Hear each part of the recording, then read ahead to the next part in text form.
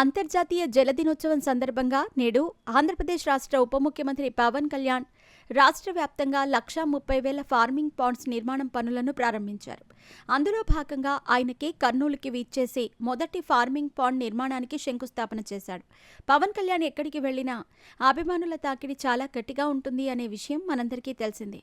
ఈ కార్యక్రమానికి కూడా అభిమానులు పెద్ద ఎత్తున హాజరయ్యారు. ఆయనకి నంద్యాల ఎంపీ బైరెడ్డి శబరి ఘనంగా స్వాగతం పలికింది. ఈ కార్యక్రమంలో పాల్గొన్న ఆమె మాట్లాడుతున్న సమయంలో పవన్ కళ్యాణ్ అభిమానులు కేరింతలు చప్పట్లతో హోరెత్తించేశారు.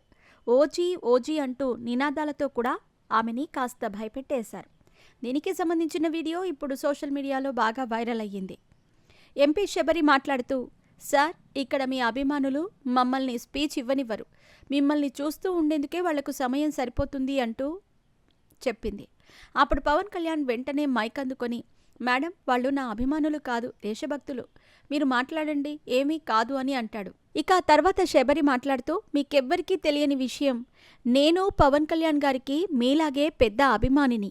నేను మొదటి సంవత్సరం ఎంబీబీఎస్ చదివేటప్పుడు మీ అభిమాన నటుడు ఎవరు అని అడిగితే నేను పవన్ కళ్యాణ్ అని చెప్పాను.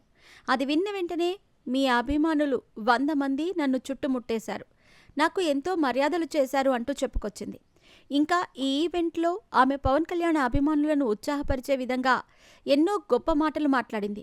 ఇక పవన్ కళ్యాణ్ స్పీచ్ ప్రారంభం కాగానే అందరూ ఓజీ ఓజీ అంటూ నినాదాలు చేశారు.